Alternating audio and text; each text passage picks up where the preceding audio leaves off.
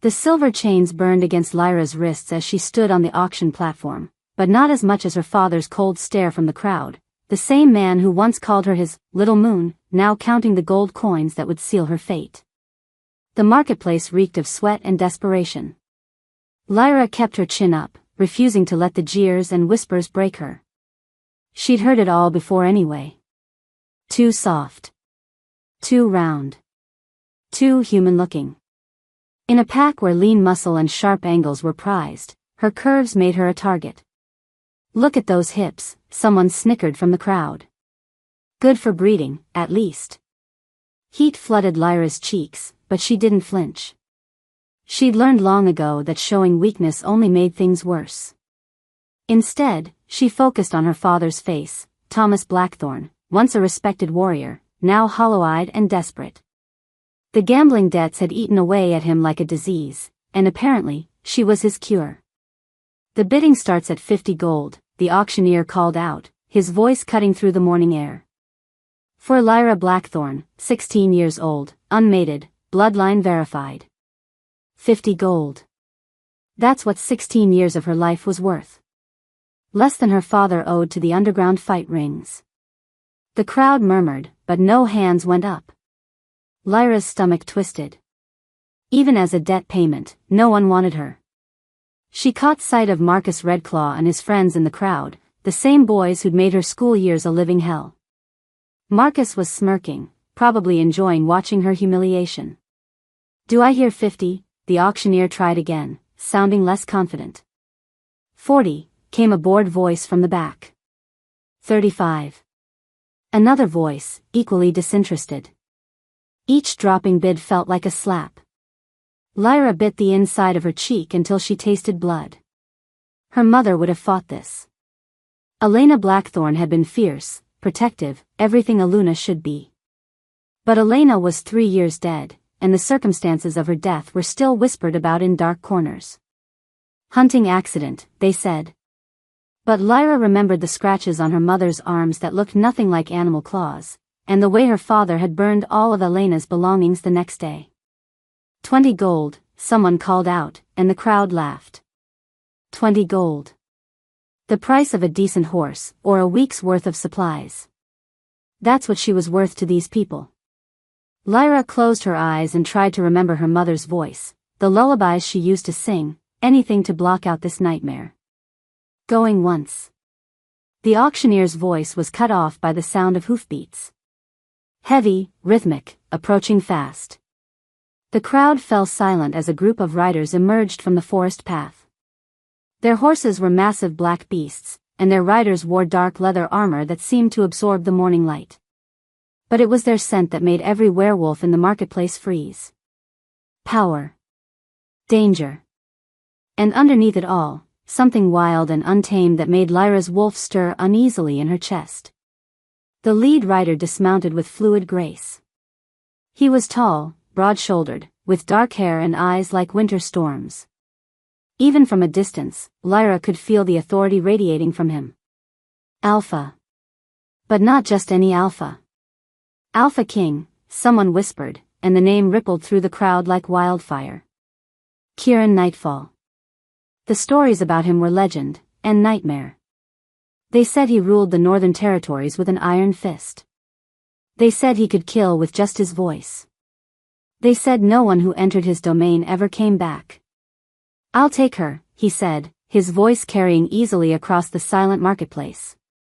"Name your price." The auctioneer's mouth opened and closed like a fish. "Your Majesty, the bidding was at 20. 500 gold. Kieran's tone brooked no argument. "Final offer." Gasps echoed through the crowd. 500 gold was a fortune, enough to clear her father's debts 10 times over. Lyra's knees nearly buckled. Why would he pay so much for her? She was nothing special, just a fat, clumsy girl no one else wanted. Her father stepped forward, greed shining in his eyes. "Sold," he said quickly, before anyone could object. 2 of Kieran's guards approached the platform. Lyra expected disgust, maybe pity, the same expressions she saw everywhere else. Instead, the first guard, a woman with silver hair and scars across her cheek, studied Lyra's face with something that looked almost like recognition. "It's her," the guard murmured to her companion, so quietly only werewolf ears could catch it. "Look at the eyes. The bone structure. By the moon, it's really her." The second guard, a giant of a man with kind brown eyes, nodded slowly. "After all these years. Elena's daughter." Lyra's heart stopped. They knew her mother? But that was impossible. Elena had never mentioned knowing anyone from the Northern Territories. She'd barely left their small pack lands. The silver chains around her wrists were unlocked with surprising gentleness. The female guard wrapped a thick cloak around Lyra's shoulders, covering the thin dress that had been her only protection against the morning chill. "You're safe now," she said quietly, and there was something in her voice, respect? Reverence, that made no sense at all. As they led her toward the horses, Lyra caught her father's eye one last time. For just a moment, his mask slipped, and she saw something that might have been regret. But then his hand closed around the gold coins, and whatever humanity was left in Thomas Blackthorne disappeared. "Wait," Lyra said, pulling against the guard's gentle grip. "I don't understand. Why me? Why so much gold?" The Alpha King turned at her voice, and when their eyes met, Lyra felt something shift inside her chest. His gaze was intense, searching, as if he were looking for something specific. Then his expression changed, became almost reverent. "Because," he said quietly, his voice meant for her ears alone, "I've been looking for you for a very long time, little moon." The childhood endearment hit her like a physical blow. Only her father had ever called her that, back when he still loved her. But there was something else in the way Kieran said it, something that stirred memories just out of reach. Before she could ask what he meant, strong hands lifted her onto a horse behind the female guard. The last thing Lyra saw of her home was Marcus Redclaw's shocked face and her father clutching his gold, already turning away. As they rode into the dark forest, Lyra heard the whispers following them on the wind. "No one ever comes back. No one ever comes back." But the guard's words echoed louder in her mind. "Elena's daughter. After all these years. It's really her. What did they know about her mother that she didn't? And why did the most feared alpha in the territories look at her like she was precious instead of worthless?" The deeper they rode into the Nightfall territory, the more questions multiplied in Lyra's mind. But one thing was becoming clear: her mother's death might not have been the accident everyone claimed it was. And her own fate was tied to secrets that went far deeper than gambling debts and family shame. The silver chains were gone from her wrists, but Lyra was beginning to understand she'd traded one prison for another. The only question was whether this new cage would destroy her, or finally show her who she really was. Chapter 2. The fortress of Kieran Nightfall rose from the mountainside like something carved from a fever dream. Black stone twisted skyward in impossible spirals, with towers that seemed to pierce the clouds themselves. As their horses climbed the winding path, Lyra pressed closer to the guard in front of her, trying not to look down at the dizzying drop on either side. "First time seeing Shadowmere?" the female guard asked, her voice carrying a hint of amusement. "I'm Captain Sarah, by the way. Been meaning to introduce myself properly." Lyra nodded, not trusting her voice. The stories about this place painted it as a fortress of horrors, but what struck her most was how alive it felt. Gardens cascaded down the mountainside in terraced levels, and she could see figures moving along the battlements, not the skeletal guards of legend, but real people going about their daily tasks. "It's not what you expected," Sarah observed, glancing back at Lyra's expression. "I expected dungeons," Lyra admitted. "And torture chambers." Sarah's laugh was genuinely warm. "Well, we do have dungeons. But they're mostly used for storage these days. Torture chambers are terrible for morale." The massive gates opened as they approached, operated by guards who bowed respectfully to their party. Not the fearful deference Lyra was used to seeing around alphas, but genuine respect. Another surprise in a day full of them. Inside the courtyard, Lyra's breath caught. The space was enormous, surrounded by walls that soared overhead, but it buzzed with activity that felt more like a thriving town than a military stronghold. Vendors sold goods from colorful stalls, children played in the fountain spray, and the air was filled with laughter and conversation rather than the screams she'd expected. But it was the people themselves that made Lyra stare.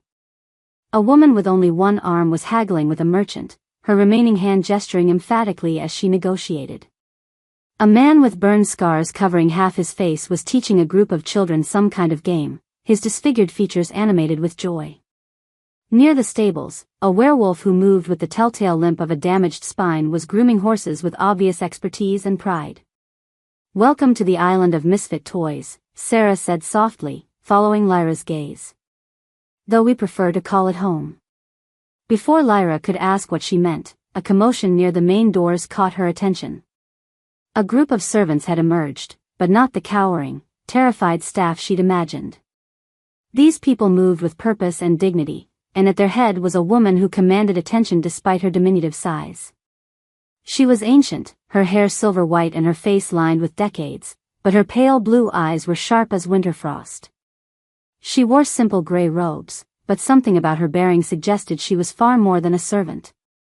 "Mrs. Chen," Sarah said, dismounting and helping Lyra down. "Allow me to present Lyra Blackthorn."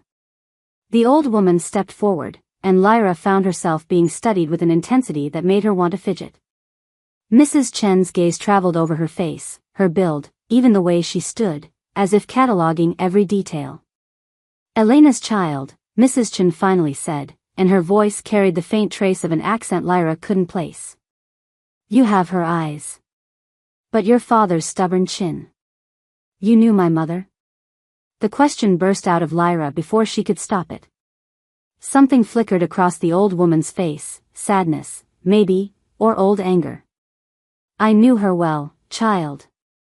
Before the exile, before the lies, before everything went so terribly wrong." "Exile?" Lyra's heart hammered against her ribs. "What exile? My mother was never." "Enough," a voice cut through the courtyard like a blade through silk. Alpha King Kiran Nightfall stood in the main doorway, and every conversation in the courtyard died. Not from fear, Lyra realized, but from respect so absolute it was almost reverent. He'd removed his traveling cloak, revealing a body that spoke of countless battles. Scars crisscrossed his arms and disappeared beneath his dark shirt, each one a story of survival. But it was his eyes that held her. Storm gray and ancient, as if they'd seen far too much. When they settled on her, Lyra felt that strange recognition again, like an echo of something just beyond her memory. "Mrs. Chen, see that our guest is settled in the Rose Tower. The Blue Suite, I think." His gaze never left Lyra's face. "She'll want to rest after her journey." "The Rose Tower?" Mrs. Chen's eyebrows rose nearly to her hairline. "But that's where she belongs," Kiran said firmly. "For now." As servants bustled forward to collect non-existent luggage, Lyra found her voice. "I don't understand any of this. The money you paid, this place, the way everyone keeps looking at me like they know something I don't. What do you want from me?" Kiran studied her for a long moment, and she thought she saw something almost like pain flicker across his features. "What I want," he said quietly, "and what I can have are very different things, little moon. But you're safe here. That's what matters for now." There was that endearment again, spoken with a familiarity that made no sense. Lyra wanted to press him for answers, but Mrs. Chen was already shepherding her toward the main doors with gentle but implacable authority. "Come, child. You need food and rest, and then we can talk about the things that matter." The Rose Tower, as it turned out, was nothing short of magnificent. Lyra's quarters occupied the entire top floor, with windows that offered breathtaking views of the mountains and forest. The furniture was elegant but comfortable, the kind of pieces that were made to last centuries. Fresh flowers filled crystal vases, and a fire crackled welcomingly in the enormous fireplace. "This can't be right," Lyra said, turning in a slow circle. "This is nicer than anything I've ever seen. I'm just a debt payment." "Why would he?" "Because," Mrs. Chen said, setting a tea service on the low table near the fire, "you are far more than that. though I suspect no one bothered to tell you. Sit, child. Eat. You're too thin. The food was incredible: roasted chicken with herbs she couldn't identify, vegetables that tasted like they'd been picked that morning, bread still warm from the oven. Lyra tried to eat delicately, but she'd been surviving on scraps for months.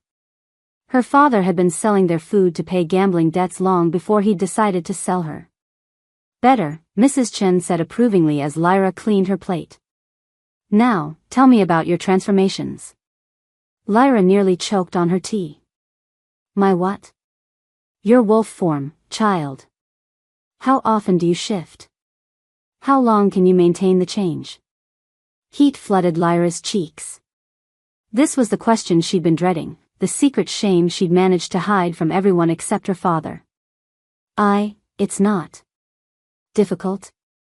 Mrs. Chen's voice was gentle but knowing. Painful? Incomplete? Tears pricked at Lyra's eyes.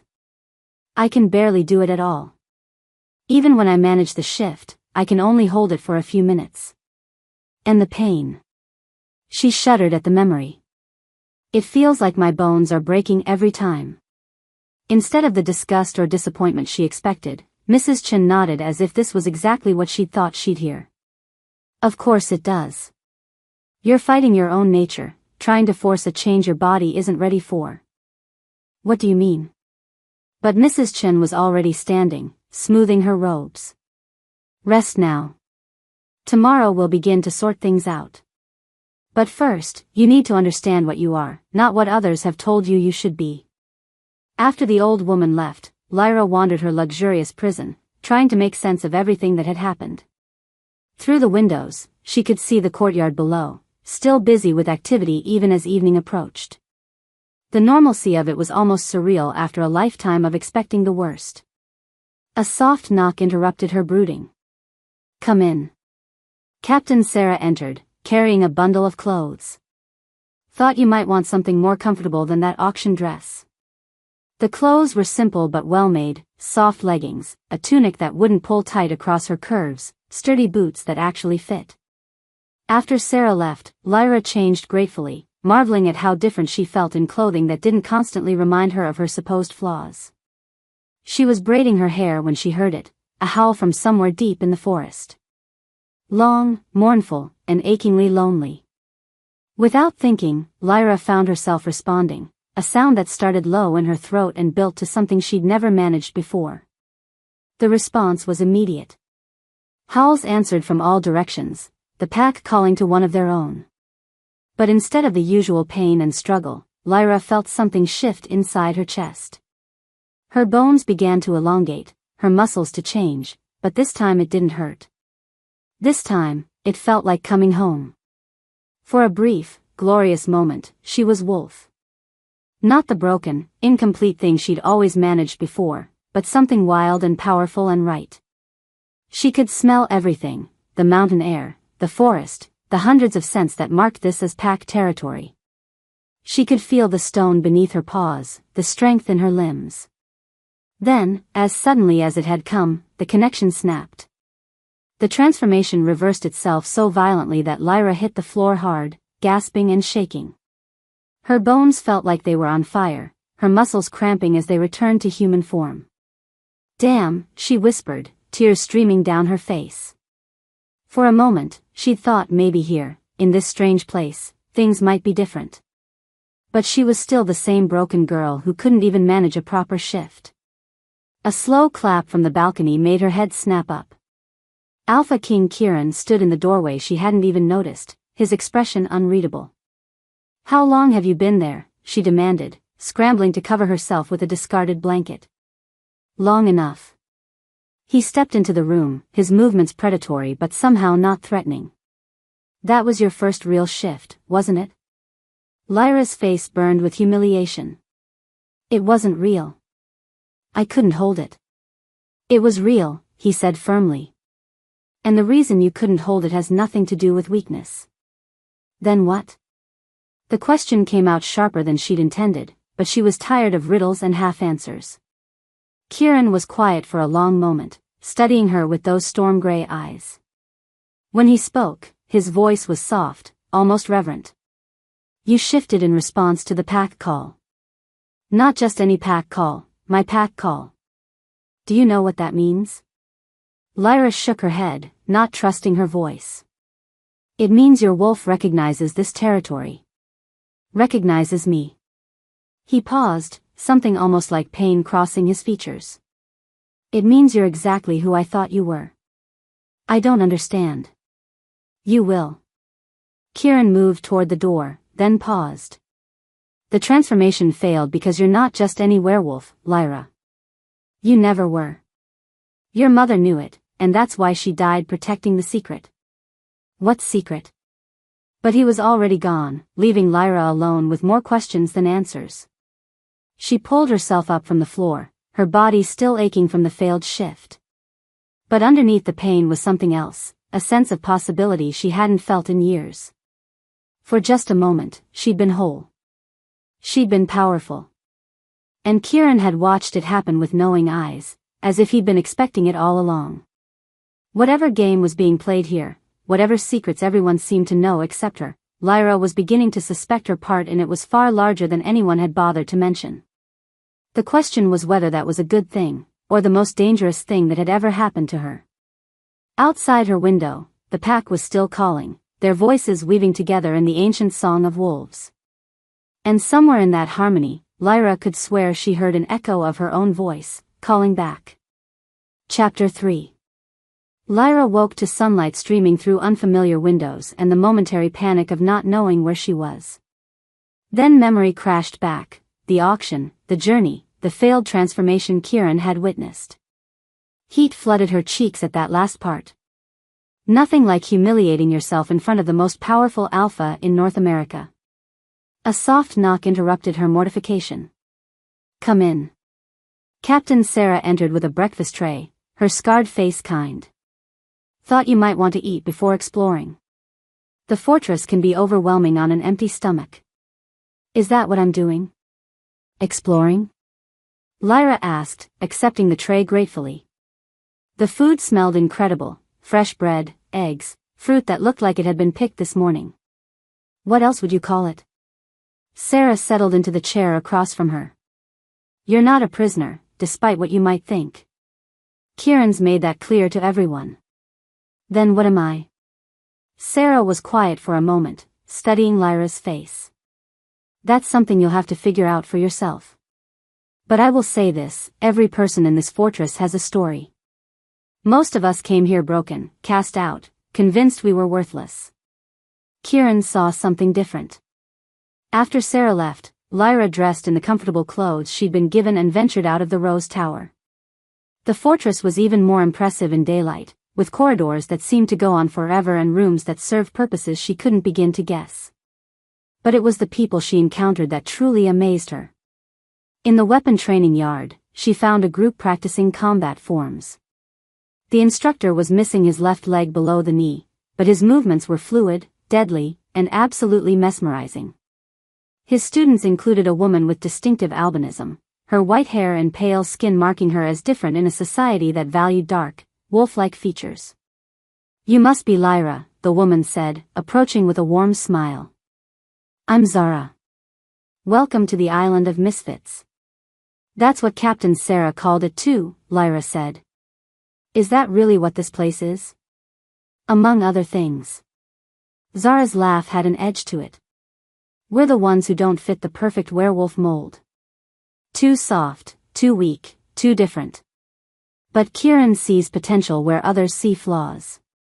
Why, though? What does he get out of it? Zara's expression grew thoughtful. That's the question, isn't it? He's been collecting us for years, but he's never explained his reasons. Some say he's building an army of the desperate. Others think he just has a bleeding heart for strays. What do you think? I think, Zara said slowly, that there's more to it than either of those explanations. Kieran doesn't do anything without purpose. The question is what that purpose is. Lyra spent the morning exploring, and everywhere she went, she heard similar stories. Werewolves who'd been cast out for their differences, their disabilities, their failure to meet pack standards. All of them spoke of Kieran with a mixture of gratitude and puzzlement. He'd saved them, but they couldn't understand why. It was while wandering the east wing that Lyra discovered the library. The doors were massive oak panels carved with intricate wolf designs, and they opened onto a room that took her breath away. Books lined the walls from floor to ceiling, with rolling ladders to reach the highest shelves. The air smelled of old paper and leather, that particular scent of accumulated knowledge that made her pulse quicken.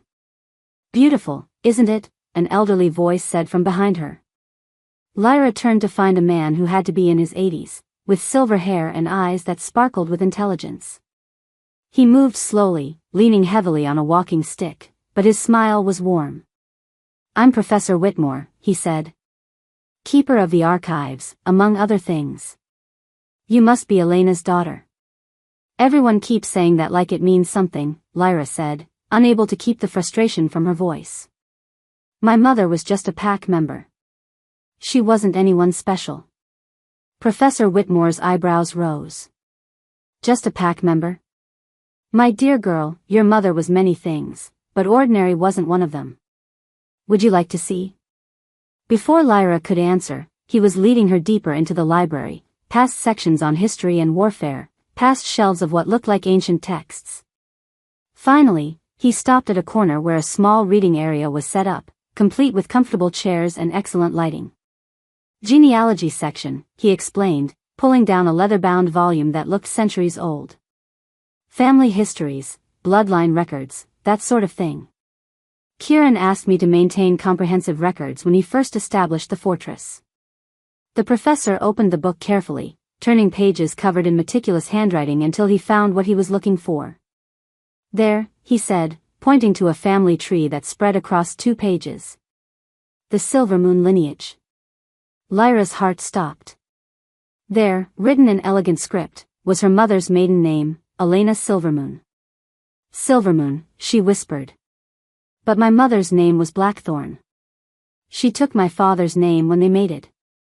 Before that, she was Elena Silvermoon, the last known descendant of one of the most ancient werewolf bloodlines in existence." The professor's voice was reverent. "The Moon Blessed, they were called.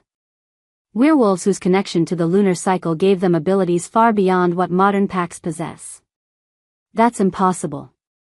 My mother never showed any special abilities. She was just normal." "Was she?" Professor Whitmore turned several pages, revealing detailed notes and observations. "According to these records, moon-blessed werewolves often appear normal, even weak, compared to traditional werewolves. Their power manifests differently: stronger connection to pack bonds, enhanced empathy, the ability to calm aggressive wolves through presence alone. Some could even influence the transformation of others." Lyra thought of her mother's gentle nature, the way arguments stopped when she entered a room, how even the most dominant wolves in their pack had deferred to her quiet authority.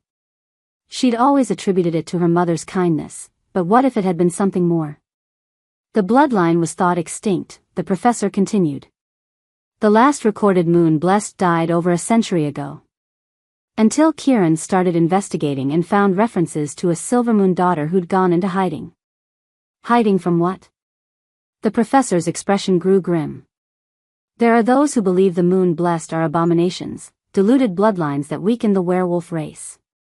During the Great Purge of 1847, entire families were hunted down and eliminated. Your ancestors went underground, scattered, tried to blend in with regular packs." Lyra's mind reeled. "Are you telling me my mother was some kind of ancient werewolf royalty?" "Royalty, perhaps not. But powerful?" "Absolutely. And if our theories are correct, that power passed to you." "Power?"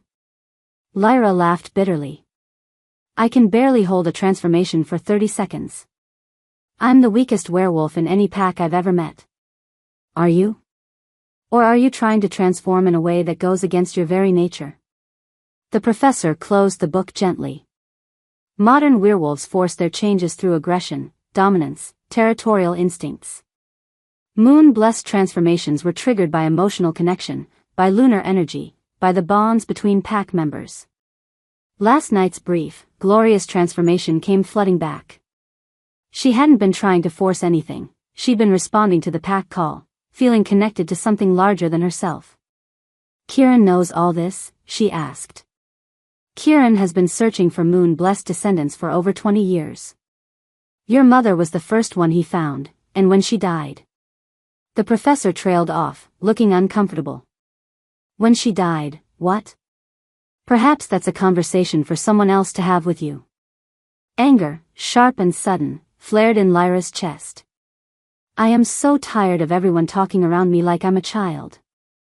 My whole life has been built on lies, hasn't it? My mother wasn't who I thought she was, I'm not what I thought I was, and now you're telling me the most powerful alpha in the territory has been hunting my bloodline for decades? Lyra. But she was already storming out of the library, her heart pounding with fury and fear in equal measure. Everyone had known. Everyone except her. Her mother had died protecting secrets she'd never even shared with her own daughter, and now Kieran was what, collecting her like some kind of rare artifact? She found him in the courtyard, working with a group of young fighters. He moved like liquid death, every motion precise and controlled, and even watching him train, she could feel the power radiating from him. When he saw her approaching, he dismissed the group with a gesture. You've been to the library, he said. It wasn't a question. 20 years, Lyra said, her voice shaking with anger. You've been hunting my bloodline for 20 years. Is that what I am to you? Some kind of prize you finally won? Kieran's expression didn't change, but something flickered in his storm-gray eyes. You're angry. Of course I'm angry. My entire life has been a lie. My mother died keeping secrets from me, my father sold me to pay gambling debts, and now I find out I'm some kind of extinct magical werewolf that you've been searching for like I'm a lost treasure. Did you orchestrate my father's debts? Did you arrange for me to end up on that auction block? No. The word was sharp, final. Your father's addiction and debts were his own doing. But when I heard Elena Blackthorn's daughter was being sold. He paused, and for a moment, his carefully controlled mask slipped. I would have paid any price to get you away from there. Why? Because I'm some rare bloodline you want to study? Because you think I have powers I can use for you? Because, Kieran said quietly, I loved your mother, and I failed to save her. I wasn't going to fail to save you too. The words hit Lyra like a physical blow. What? Elena Silvermoon was my mate, he said, and the pain in his voice was raw, unguarded. Not by pack law or ceremony, but by choice, by bond, by everything that mattered. We were together for 3 years before she had to leave. Leave? Why would she? Understanding crashed over her like a cold wave. She was already pregnant. With me. She was pregnant with another man's child, but that didn't matter to me. I would have raised you as my own. Would have protected both of you. His hands clenched into fists at his sides. But the threats against moon-blessed bloodlines were real. There were packs actively hunting descendants, and Elena believed the only way to keep you safe was to disappear completely. So she went back to my father. She went into hiding with a man who could provide cover, yes. I respected her choice, even though it nearly destroyed me. Kieran's voice was barely above a whisper. I'd been watching from a distance ever since, making sure you were safe. When your mother died 3 years ago, I investigated. That wasn't a hunting accident, Lyra. Someone found her, someone who knew what she was. The ground felt unsteady beneath Lyra's feet. Everything she believed about her life, her family, her identity, none of it was real. You think she was murdered because of what she was? I know she was. And the same people who killed her will come for you once they realize you exist. Fear replaced anger in Lyra's chest, cold and spreading. What kind of people? Purists. Werewolves who believe our bloodlines should remain pure, that moon-blessed abilities are corruptions that weaken the race. They've been systematically eliminating descendants for over a century. And you think I have these abilities? I know you do. What happened last night was just the beginning. With proper training, proper understanding of your heritage, you could be incredibly powerful. Or I could end up dead like my mother. Kieran stepped closer, and she could feel the intensity rolling off him in waves. Not while I'm alive. I couldn't save Elena, but I will die before I let anyone harm you. The sincerity in his voice, the pain she could see in his eyes, it was overwhelming. This wasn't about collecting rare bloodlines or building an army.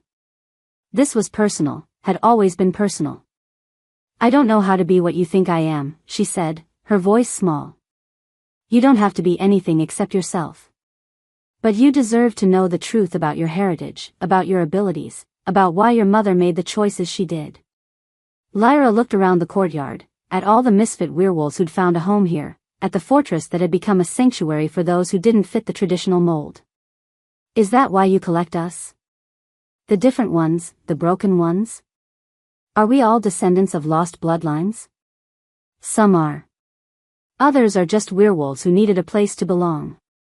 But all of you have something that traditional packs overlook, potential that goes beyond physical strength or dominance. And what's the price for this sanctuary? What do you want from us? Kieran was quiet for a long moment, studying her face. I want you to be safe. I want you to understand what you are.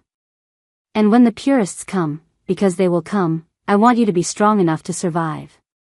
You're talking about a war. I'm talking about survival. The purists won't stop with you, Lyra. They want to eliminate anyone who doesn't fit their narrow definition of what werewolves should be. Everyone in this fortress is a target. The weight of responsibility settled on her shoulders like a physical burden. Not just her own safety, but the safety of everyone who'd found refuge here. People like Zara, like Captain Sarah, like Professor Whitmore, werewolves who'd been cast out and found belonging under Kieran's protection. I need time, she said finally. To process this, to figure out what it all means. You have as much time as I can give you.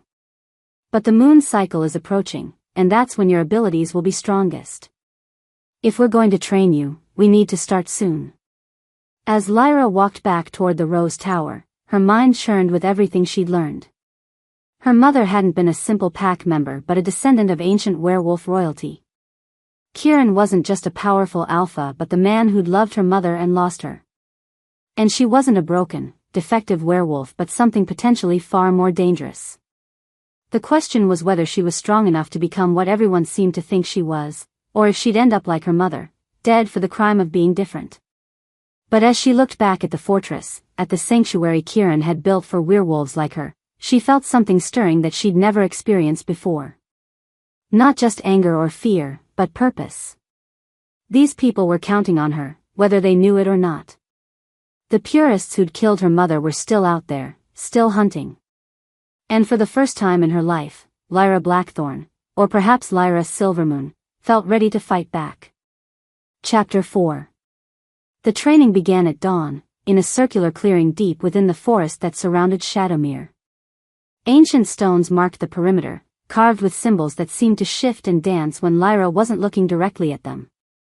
The air here felt different, thicker, more alive, humming with an energy that made her skin tingle. Forget everything you think you know about werewolf abilities, Kieran said, standing across from her in the center of the circle. He'd traded his usual dark clothing for simple training gear, but somehow that made him seem more dangerous, not less. Moon-blessed power isn't about dominance or aggression. It's about connection. Connection to what? Lyra asked, trying not to notice how the morning light caught the silver scars across his forearms, or how his voice seemed to resonate through her chest. To the pack. To the moon cycles. To the ancient magic that flows through all living things. He gestured to the stones around them. This place has been used for moon-blessed training for over 1,000 years. Can you feel it? Lyra closed her eyes and tried to sense what he meant. At first, there was nothing but the normal forest sounds, birds calling, leaves rustling in the breeze. But gradually, she became aware of something deeper. A pulse, like a massive heartbeat, emanating from the stones themselves. Yes, she whispered, and opened her eyes to find Kieran watching her with an expression she couldn't read. Good. Now, forget about forcing a transformation. Instead, I want you to reach out with your mind, feel for the connections between all the living things around us. I don't know how to do that. You do. You've been doing it your whole life without realizing it. Kieran moved closer, and she caught his scent, pine and leather and something wild that made her wolf stir restlessly. When you calmed aggressive wolves in your old pack, when you could sense your mother's emotions from across the house, when you responded to the pack call last night, that was moon-blessed power. Heat flushed through Lyra as she remembered those moments, the times when she'd somehow known things she shouldn't have been able to know. She'd always dismissed them as coincidence or imagination. Now, Kieran said softly, reach out to me. What? Use that connection. Feel what I'm feeling. Lyra stared at him, uncertain. Then, tentatively, she let her mental barriers drop the way she had as a child, before she'd learned to keep her strange intuitions locked away. Immediately, sensation flooded through her, not her own emotions, but his. Concentration. Determination. And underneath it all, a deep, aching loneliness that made her gasp. Too much too fast, Kieran said, steadying her as she swayed. Control is key. You're not trying to merge with my mind, just touch the surface. They worked for hours, practicing the delicate art of emotional connection without losing herself in the process. It was exhausting in a way that physical training never was, but as the days passed, Lyra found herself growing stronger. Not just magically, her body was changing too. The constant stress that had plagued her in her old pack began to fade, and with it, the weight she'd carried like armor against a hostile world. Her movements became more fluid, more confident. When she caught sight of herself in the mirror, she hardly recognized the girl looking back, still curvy, still soft in places that werewolf society deemed imperfect, but now she carried herself with a grace that had nothing to do with conforming to pack standards. You're starting to look like her, Mrs. Chen said one evening as she brought dinner to Lyra's room. Your mother, I mean. She had that same inner light when she was here. You knew her well? The old woman's face grew distant. Elena was like a daughter to me. Kieran brought her here when she was barely 18, terrified and powerful and convinced she was dangerous. It took months to help her understand that her abilities were gifts, not curses. What happened? Why did she leave? Mrs. Chen sighed, settling into the chair by the fireplace. Love, child. Love and the fear that comes with it. She discovered she was pregnant, and the father wasn't Kieran. She was convinced that staying would put everyone here in danger, that the purists would find this place if they were hunting her. So she left to protect you all. She left to protect you. Everything Elena did after that was about keeping you safe. Mrs. Chen's eyes glittered with unshed tears. It broke Kieran's heart, but he respected her choice. He's been waiting for you ever since. That night, Lyra couldn't sleep. She kept thinking about her mother's sacrifice, about the life Elena had given up to keep her daughter safe. And about Kieran, whose pain she could sometimes feel during their training sessions when his guard was down. She was so lost in thought that she almost missed the soft sound of footsteps in the corridor outside her room. But something about the rhythm set her nerves on edge. These weren't the confident strides of castle staff or the measured pace of guards. These footsteps were trying to be stealthy. Moving silently to the window, Lyra peered down at the courtyard below. A group of figures in dark cloaks was moving through the shadows, heading toward the main keep. Her newly awakened senses caught their scent on the wind, strangers, tense with purpose and hostile intent. Without thinking, she reached out with her mind, trying to sense their emotions the way Kieran had taught her. What she found made her blood run cold. Hatred. Disgust. And underneath it all, the cold determination of hunters who'd found their prey. Purists. Lyra grabbed her clothes and dressed quickly, then slipped out of her room. The castle's corridors had become familiar over the past 2 weeks, and she moved through them like a ghost, following the mental trail of malevolent intent. She found them in the Great Hall, where Kieran waited with Captain Sarah and a handful of his most trusted warriors. But it wasn't the cloaked figures who made Lyra's heart stop, it was the man standing beside them, his face haggard but his eyes hard with determination. Her father. Thomas Blackthorne stood in the hall of his daughter's sanctuary, and the look he gave her when he spotted her in the doorway was one of grim satisfaction. There she is, he said, his voice carrying the same tone he'd used when selling her at auction. My wayward daughter. Father? Lyra stepped into the hall, confusion and hurt warring in her chest. What are you doing here? How did you even find this place? With help, Thomas said, and gestured to the lead figure in the dark cloak. The man pushed back his hood, revealing a face that was all sharp angles and cruel beauty. His eyes were pale blue, nearly colorless, and when he looked at Lyra, she felt like prey being sized up by a predator. Lyra Blackthorn, the man said, his voice cultured but cold. Or should I say, Lyra Silvermoon? You've led us quite a chase. Marcus Vex, Kieran said, and there was death in his voice. I should have known you'd crawl out of whatever hole you've been hiding in. Alpha King, Vex replied mockingly. Still collecting strays, I see. Though this one is rather special, isn't she? She's under my protection. Not anymore. Vex smiled, and it was like watching a snake prepare to strike. You see, I've made a deal with her father. Mr. Blackthorn was quite eager to cooperate once I explained the situation to him.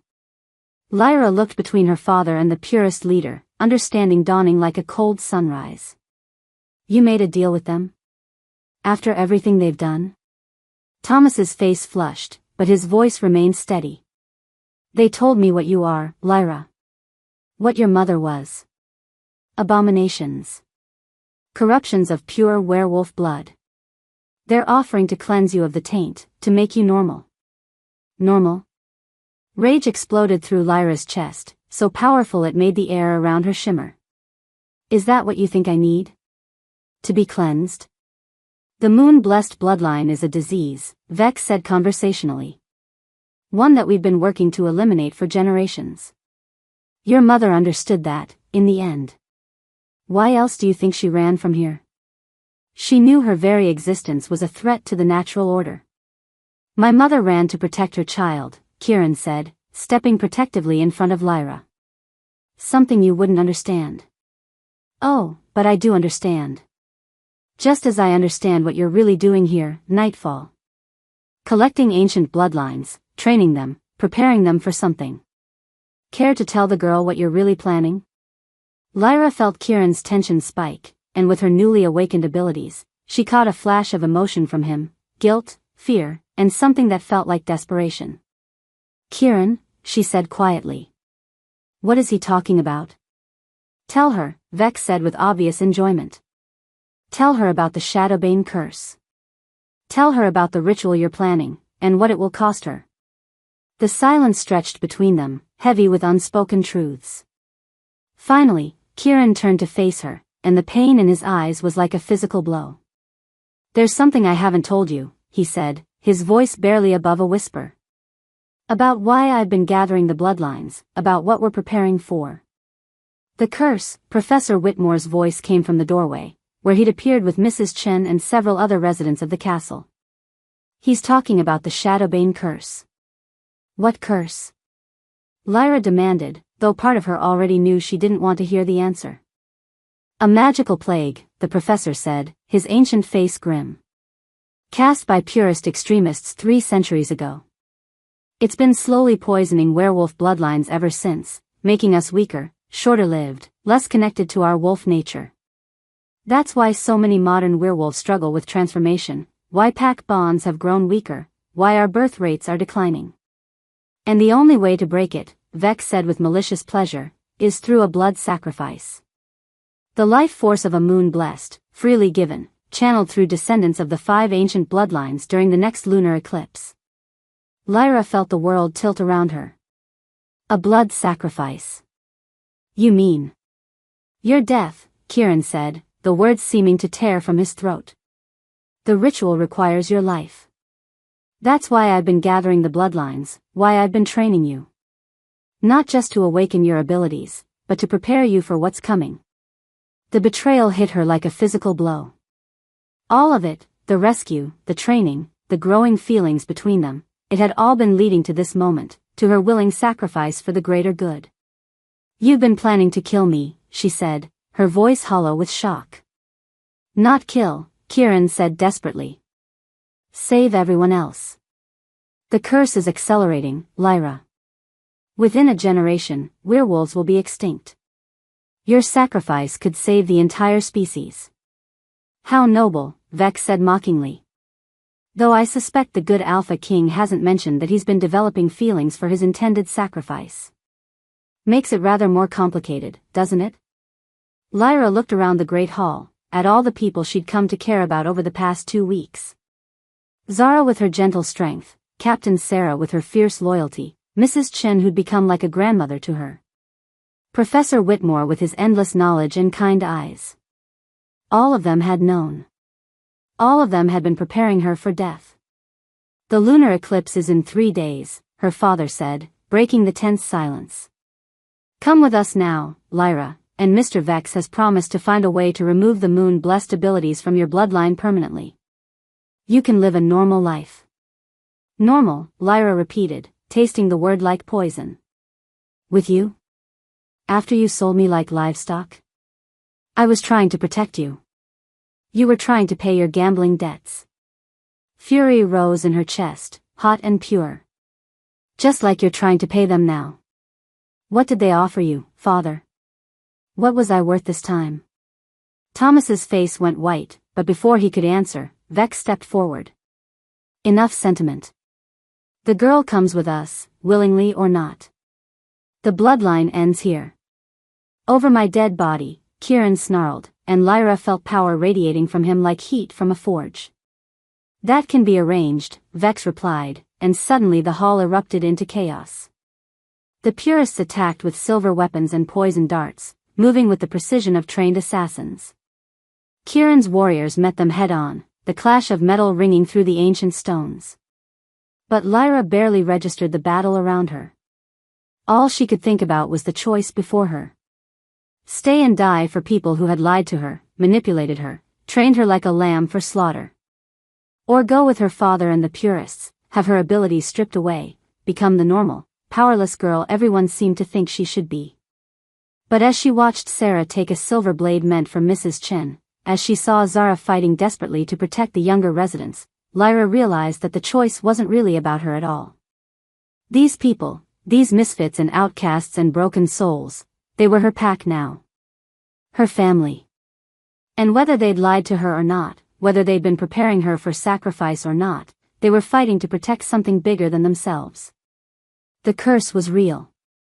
She could feel it now, a dark poison flowing through the magical connections between all the werewolves in the hall. It was slowly killing them all, and she was the only one who could stop it. But that didn't mean she had to die for them. Power exploded outward from Lyra's chest, not the gentle connection she'd been practicing, but something raw and primal that sent every fighter in the hall staggering. The ancient stones around the castle began to glow, responding to her awakened abilities. Enough, she shouted, and her voice carried the authority of 1,000 years of moon-blessed bloodline. Everyone stop. The fighting ceased instantly, all eyes turning to her. In the sudden silence, Lyra could hear her own heartbeat, could feel the weight of destiny settling on her shoulders. You want to use me, she said, looking at Kieran with hurt and anger and something that might have been love. And you want to change me, she continued, turning to her father and Vex. But nobody's asking what I want. What do you want? Kieran asked quietly, and she could hear the hope and desperation in his voice. Lyra looked around the hall one more time, at the people who'd become her family, at the father who'd betrayed her twice, at the purists who saw her as an abomination to be eliminated. I want, she said slowly, to choose my own fate. And with those words, she felt the true extent of her power awakening, the knowledge that had been locked in her bloodline for generations flooding through her consciousness. The ritual didn't require her death, it required her choice. And there were other ways to break a curse, older ways, that the purists had tried to erase from history. The lunar eclipse was 3 days away. 3 days to decide not just her own fate, but the future of every werewolf alive. The question was whether she was strong enough to find a third option, or if she'd be forced to choose between her own life and the survival of her species. Chapter 5. The standoff in the Great Hall stretched taut as a bowstring, every warrior frozen by the power that still crackled around Lyra like visible lightning. But the moment of supernatural quiet shattered when more footsteps echoed from the main corridor, heavy, numerous, and moving with military precision. Expecting more company? Kieran asked, his eyes never leaving Marcus Vex and his purists. Before anyone could answer, the massive oak doors burst open. Werewolves in battle gear poured into the hall, their pack colors representing territories from across the continent. Lyra recognized some of them from interpack gatherings, the silver and black of the Northern Ridge Pack, the deep red of the Mountain Claw Alliance, even the gold and green of the Coastal Federation. At their head walked a figure that made Lyra's blood turn to ice water. "Hello, daughter," Thomas Blackthorne said, but this wasn't the broken, desperate man who'd sold her at auction. This Thomas stood straight, his shoulders back, dressed in ceremonial armor that gleamed with pack honors she'd never seen him wear. Behind him came at least 50 warriors, all armed, all watching Lyra with expressions that ranged from curiosity to hunger. "What is this?" Lyra whispered, the power around her flickering with her confusion. "This," Thomas said, gesturing to the assembled packs, "is what happens when the most powerful alphas in North America discover that someone has been hiding a moon blessed from them." "Did you really think I was just some gambling-addicted failure, Lyra? Did you think I sold you out of desperation?" Kieran stepped protectively in front of Lyra, but his face had gone ashen. "You planned this. All of it. Every single detail." Thomas's smile was cold as winter steel. The gambling debts, the auction, even making sure Kieran heard about it at exactly the right time. "My daughter needed to end up here, needed to be trained, needed to awaken her abilities." "For the ritual," Vex said, understanding dawning in his pale eyes. "You were never working with us to eliminate her. You were using us as cover." Marcus Vex and his purist fanatics were a convenient distraction, Thomas agreed. While they focused on their simple-minded goal of bloodline elimination, I was arranging something much more sophisticated. Lyra felt sick. "You've been planning this since Mother died." "I'd been planning this since before you were born," Thomas corrected. "Did you think Elena chose me by accident? A broken-down warrior from a minor pack? She needed cover, yes, but I needed access to moon-blessed bloodline. Your mother was a romantic fool who thought love mattered more than power." The casual dismissal of Elena's sacrifice hit Lyra like a physical blow. But it was Mrs. Chen who spoke first, her ancient voice shaking with fury. "Elena loved you," she said, stepping forward despite the weapons trained on her. "She gave up everything for you." "Elena was a tool," Thomas replied without emotion. "A very useful one, but still just a means to an end.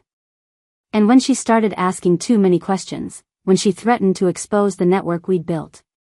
He shrugged. "Hunting accidents happen."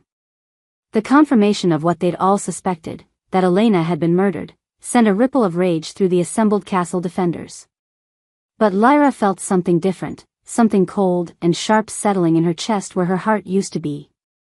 "You killed my mother," she said, and power began building around her again, stronger this time. "I removed an obstacle," Thomas corrected. "Just like I'm removing obstacles now. You see, Lyra, the Shadowbane curse isn't the plague that Kieran and his bleeding hearts think it is. It's evolution." "What are you talking about?" Kieran demanded. "The curse doesn't kill werewolves, it culls the weak ones," one of the other alphas said, stepping forward. Lyra recognized him as Alpha Morrison from the Northern Ridge Pack, a man whose territory produced some of the strongest wolves in the continent. Pure bloodlines grow stronger while diluted ones fade away. Natural selection at its finest. "You're insane," Sarah spat.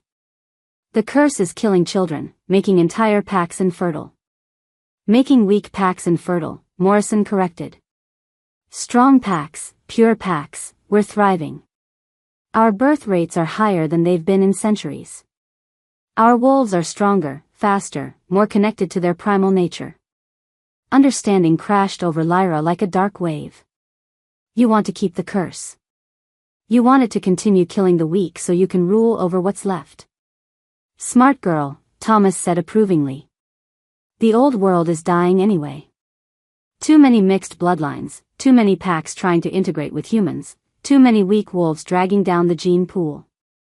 The curse is just accelerating what needed to happen naturally. And the moon-blessed ritual? Kieran asked, though Lyra could see he was already putting the pieces together. We'll break the curse, yes, Thomas confirmed. But only if performed correctly, with the willing sacrifice of a fully awakened moon-blessed. However, if that same moon-blessed were to be interrupted during the ritual, if their power were to be harvested instead of sacrificed. He smiled. Well, the curse would not only continue, it would become permanent. And those of us with the foresight to prepare would inherit a much more manageable world. The pieces clicked together in Lyra's mind with horrible clarity. You sent me here to be trained. To awaken my abilities. But you never intended for Kieran's ritual to succeed. I needed you to reach full power, Thomas agreed. And I needed detailed intelligence about Kieran's plans, his defenses, his allies. You've been my spy, daughter, whether you knew it or not. Every training session, every moment of awakening power, every tactical discussion you overheard, it all came back to me through sources you never suspected. Lyra thought about the past 2 weeks, about the servants who'd been so kind to her, the guards who'd seemed so protective. How many of them had been reporting to her father? Who? She asked quietly. Does it matter? What matters is that we're here now, and you're going to come with us willingly. The lunar eclipse is tomorrow night, and we have our own ritual prepared. One that will harvest your power instead of sacrificing it. Harvest it how? Kieran demanded, but Lyra could already feel the answer in the malevolent emotions radiating from the assembled alphas. By draining it slowly, Morrison said with obvious relish. Keeping her alive but tapping her power continuously. A moon-blessed battery, you might say, ensuring the curse remains active for as long as we need it. The casual way they discussed torturing her for the rest of her life snapped something inside Lyra's chest. Power exploded outward from her in a shockwave that sent everyone in the hall staggering, friend and foe alike. You're all insane, she snarled, and her voice carried harmonics that made the ancient stones of the castle resonate. Every last one of you. Fighting over a world that's dying, scheming to control power that should heal instead of harm. Lyra, Kieran said, reaching for her, but she stepped back. No. You wanted to sacrifice me for the greater good. They want to torture me for personal gain. And my father, she turned to face Thomas, and the look in her eyes made him take an involuntary step backward. My father has been playing games with my life since before I was born. Now, daughter. I am not your daughter, Lyra said, and the temperature in the hall dropped 10 degrees. A father protects his child. A father loves unconditionally. You're nothing but a stranger who happens to share my blood. The power building around her was different now, not the gentle connection she'd been practicing but something primal and vast that seemed to draw strength from the very foundations of the castle. Through the great windows, she could see the moon hanging full and bright in the pre-dawn sky, and its light seemed to pour directly into her veins. The eclipse is tomorrow, Thomas said, his voice taking on a more urgent edge. Whether you come willingly or not, this ends then. The only question is whether it ends with your cooperation or your subjugation. Marcus, he called to Vex, you and your purists can have the castle defenders. Kill whoever you want. We just need the girl. The hall erupted into chaos as 3 different factions clashed in the confined space. Kieran's defenders fought with desperate courage, but they were outnumbered nearly 3-1. Silver weapons flashed in the moonlight streaming through the windows, and the air filled with the sounds of battle, metal on metal, snarls of pain and rage, the wet sound of claws finding flesh. Lyra stood in the center of it all, power swirling around her like a visible storm, and for the first time in her life, she felt truly, completely alone. Everyone who claimed to care about her had their own agenda. Everyone who said they loved her wanted to use her for something. She was so lost in that devastating realization that she almost missed the silver dagger flying toward Kieran's unprotected back. Without thinking, she reached out with her power, trying to deflect the blade. But the moon-blessed abilities she'd been awakening weren't meant for violence, weren't designed for the precise control needed in battle. Instead of a gentle push, raw force exploded from her in a concentrated burst. The dagger vaporized. So did the purist who'd thrown it. And so did Thomas Blackthorne, who'd been standing directly behind the attacker. The sudden silence was deafening. Every fighter in the hall, friend and foe alike, stared at the empty space where Lyra's father had been standing moments before. Not even Ash remained. "Oh God," Lyra whispered, staring at her hands as if they belonged to someone else. "Oh God, what did I do?" The power around her flickered and died, leaving her feeling hollow and cold. She'd killed her father.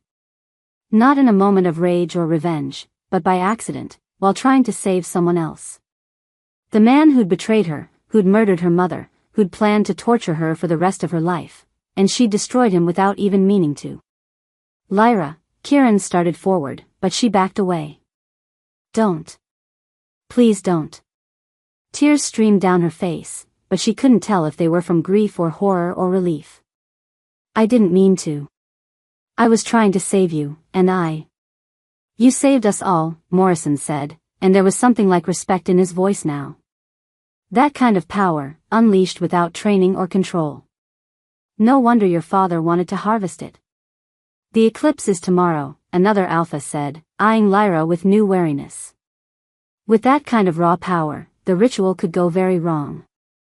For everyone. Lyra looked around the hall, at the bodies scattered across the ancient stones, at the faces watching her with mixtures of fear, awe, and calculation. She'd wanted to choose her own fate, but fate seemed determined to choose for her. Her father was dead by her hand. The purists were scattered but not defeated. The curse continued to spread. And tomorrow night, under the eclipse, she would have to decide not just her own future, but the future of every werewolf alive. The weight of that responsibility should have crushed her.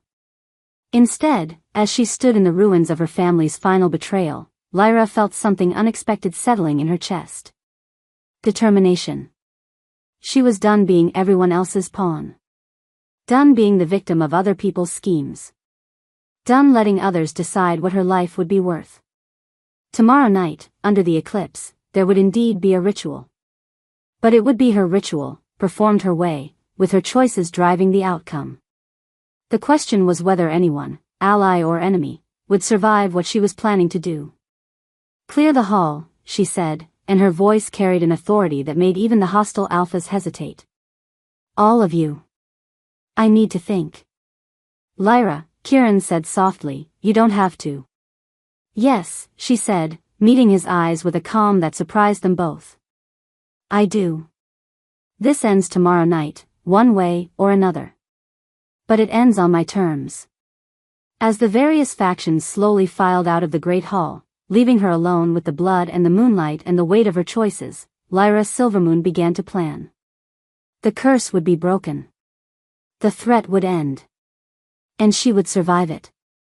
No matter what the cost to everyone else. Chapter 6. The storm began 3 hours after Thomas Blackthorne's death. Not the kind of storm that brought rain and wind, but something far more dangerous, a tempest of uncontrolled moon-blessed power that turned Shadowmere Castle into a supernatural maelstrom. Stones cracked in the ancient walls. Windows shattered without warning. The very air seemed to vibrate with an energy that made every werewolf in the fortress struggle to maintain human form. Lyra sat in the center of her chambers, knees drawn to her chest, power radiating from her in waves she couldn't contain. Every time she tried to calm herself, the image of her father's death flashed through her mind, not his face, but the empty space where he'd been, the way he'd simply ceased to exist at her touch. She'd killed him. Not in self-defense, not in a moment of rage, but by accident. With power she didn't understand, couldn't control, and never should have possessed. Another surge of energy burst from her, and she heard something large crash in the courtyard below.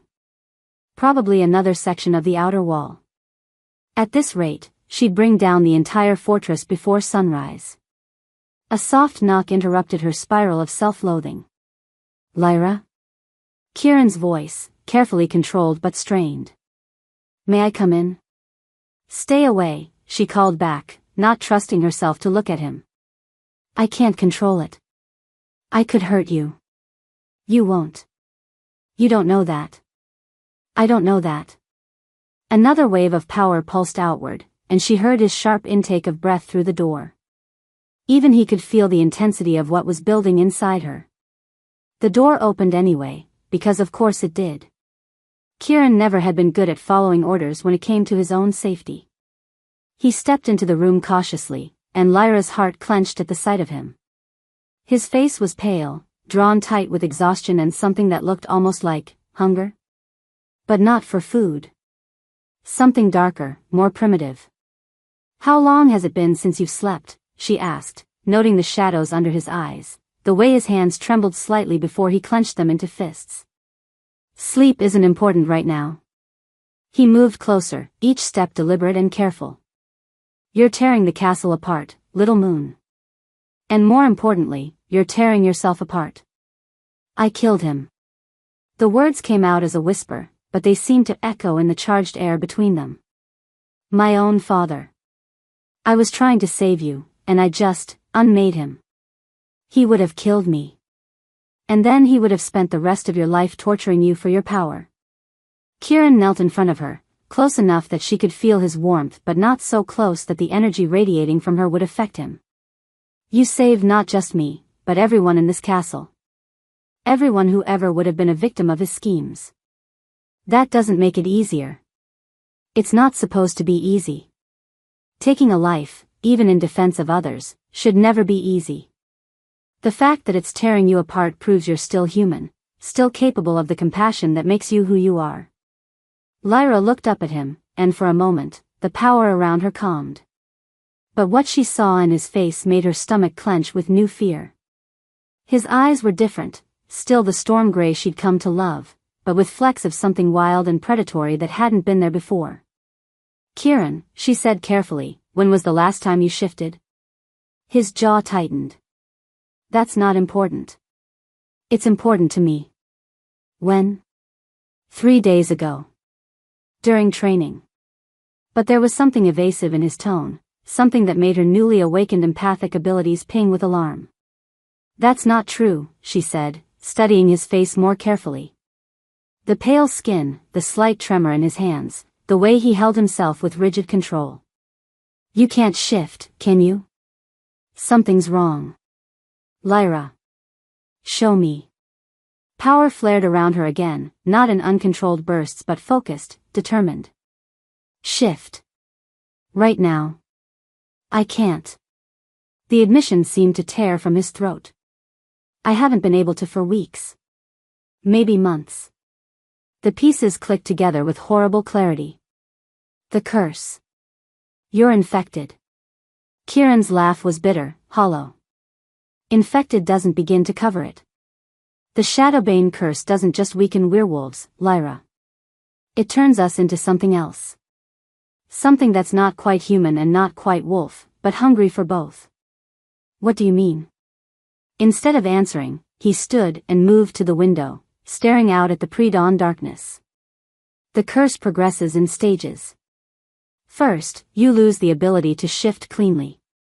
Then you start losing time, having blackouts where your wolf nature takes over but can't fully manifest. Finally." He turned back to her, and she could see the fear he'd been hiding. "Finally, you become something that's neither human nor wolf. A creature driven by hunger and rage, capable of incredible destruction but incapable of the bonds that make us who we are." "How long?" Lyra whispered. "For me? Days, maybe hours. The lunar eclipse will either cure me or push me over the edge completely." His smile was sharp, dangerous. Rather fitting irony, don't you think? The Alpha King who's been fighting the curse for decades, finally succumbing to it just when salvation is within reach. Lyra stood slowly, power still crackling around her but more controlled now. "That's why you've been so focused on the ritual. It's not just about saving the werewolf species, it's about saving yourself." "Among other things, yes." "And the ritual itself?" "You said it doesn't require my death, but you never explained what it does require." Kieran was quiet for a long moment, and when he spoke, his voice was barely above a whisper. "A permanent bond. Not just mating, but a complete merging of bloodlines. Moon blessed and alpha, ancient power and modern strength, combined into something new. Something immune to the curse's effects. You're talking about marriage, Lyra said, though she knew it was more complicated than that. I'm talking about forever, he corrected. The bond can't be broken, can't be undone. We would be linked until death, our powers intertwined, our lives essentially merged into one.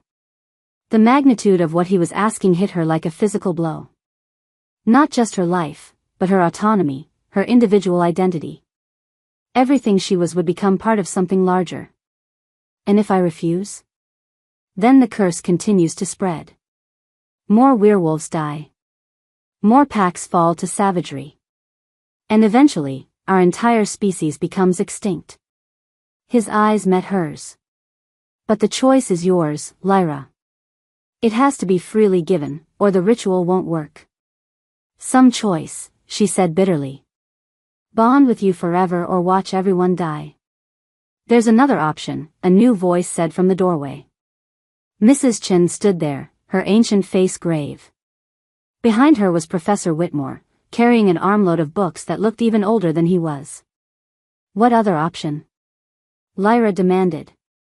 The truth about the curse's origin, the professor said, setting the books on her table with reverent care. The truth about who created it and why. You know who cast the Shadowbane curse?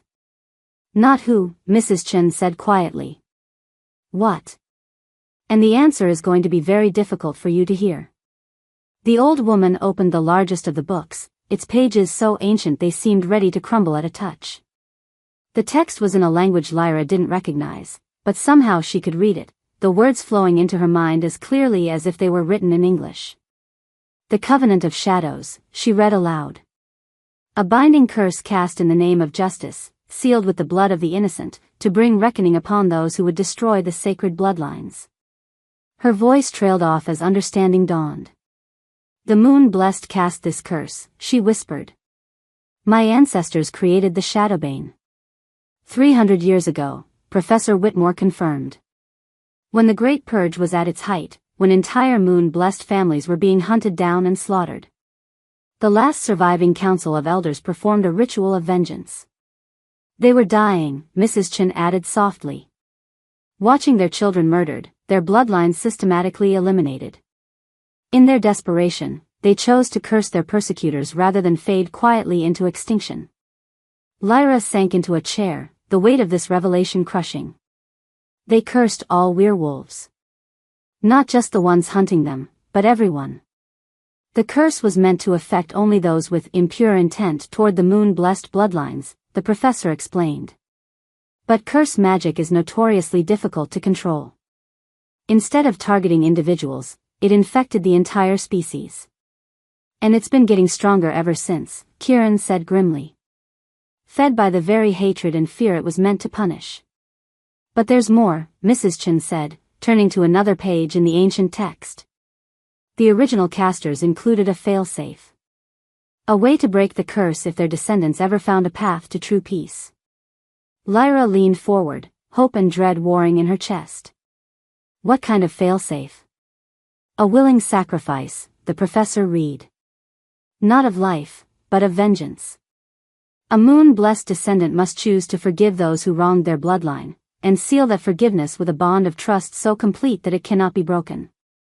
The mating bond, Kieran said, understanding lighting his eyes. That's why it has to be permanent, why it has to be freely given. You're not just bonding with me, you're forgiving 3 centuries of persecution on behalf of your entire bloodline. And if I can't? Lyra asked, though she already knew the answer. Then the curse continues, Mrs. Chen said simply. And eventually, it consumes everything. As if summoned by her words, a howl echoed from somewhere deep in the castle. Not the normal call of a werewolf, but something twisted, hungry, barely recognizable as having once been human. Kieran's head snapped toward the sound, and Lyra saw his control slip for just a moment. His eyes flashed with that same wild hunger, his hands curling into claws before he forced them back to human shape. It's starting, he said, his voice strained. The eclipse begins at sunset tonight. If we're going to do this, it has to be soon. Another howl answered the first, and then another. Somewhere in Shadowmere, the curse was claiming more victims, turning werewolves into the savage creatures her ancestors had created in their pain and fury. Lyra closed her eyes, feeling the weight of every choice that had led to this moment. Her father's betrayal, her mother's sacrifice, Kieran's desperate love, the ancient pain of her bloodline, all of it balanced on the edge of what she decided to do next. When she opened her eyes, her power had settled around her like a calm ocean, controlled and purposeful. "Tell me exactly what the ritual requires," she said. "Lyra," Kieran said carefully, "you don't have to." "Tell me," she repeated, and there was steel in her voice now. "All of it. No more secrets, no more half-truths. If I'm going to choose, I choose with full knowledge of what I'm agreeing to." Kieran looked at Mrs. Chen and Professor Whitmore, who nodded encouragingly.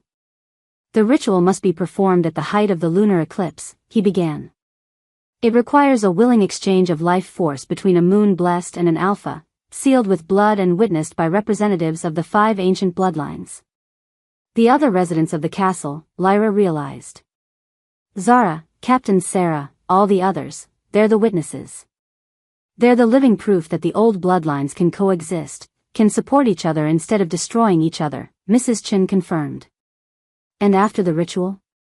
"We would be bonded permanently," Kieran said. "Our lives linked, our powers combined. Neither fully moon-blessed nor fully traditional werewolf, but something new.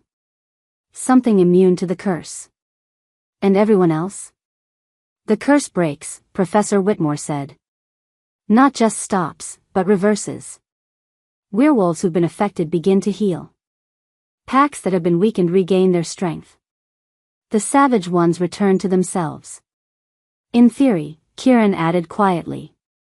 "In theory," Lyra agreed. "And if it doesn't work?"